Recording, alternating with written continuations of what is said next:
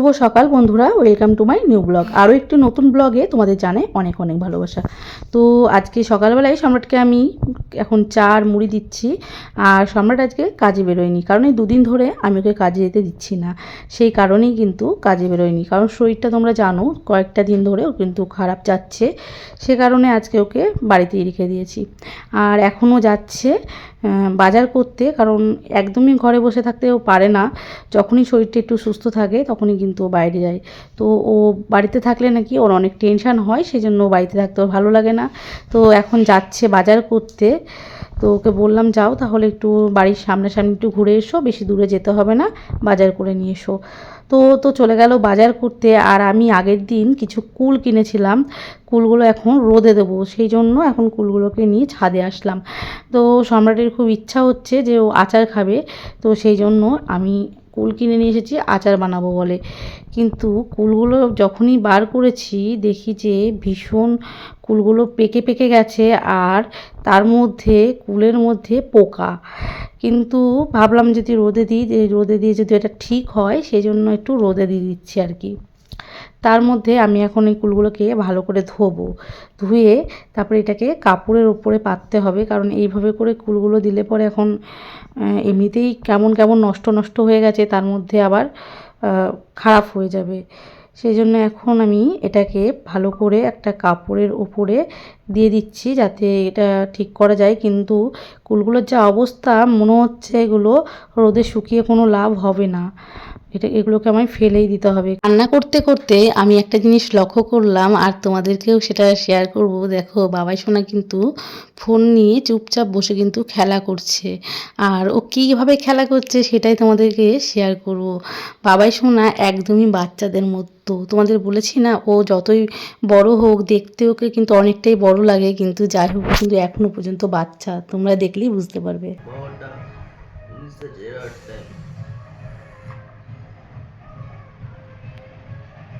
Advance পৌঁছে গেছে।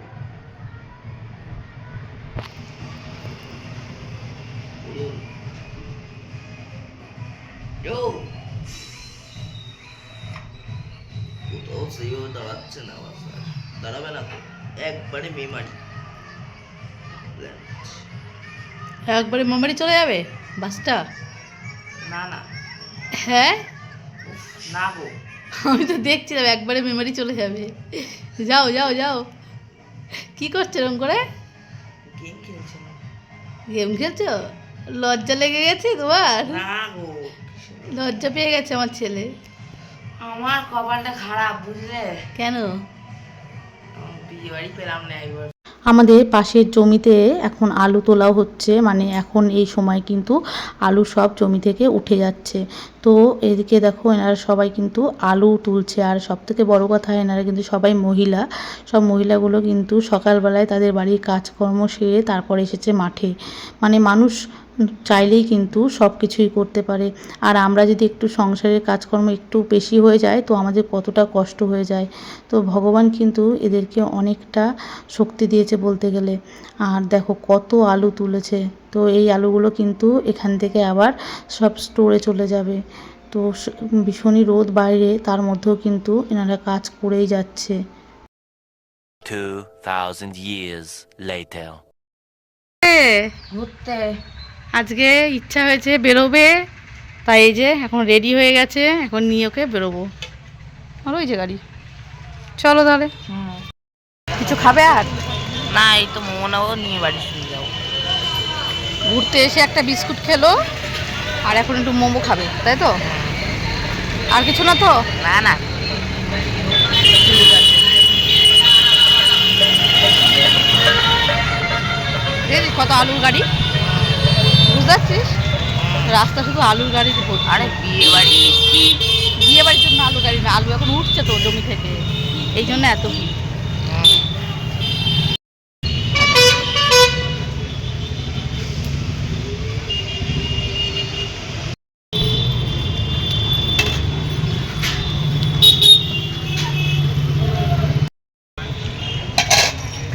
জড়িয়ে ধরবে আমাকে, হ্যাঁ ভালো করে।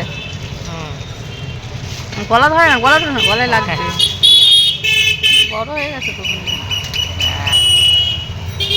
হ্যাঁ আমরা এখন মোমো নেবো বলে দাঁড়িয়ে আছি, তো মোমো রেডি হচ্ছে, নিয়ে আমরা বাড়ি।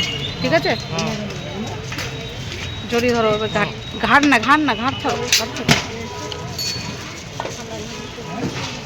এটা কি হচ্ছে?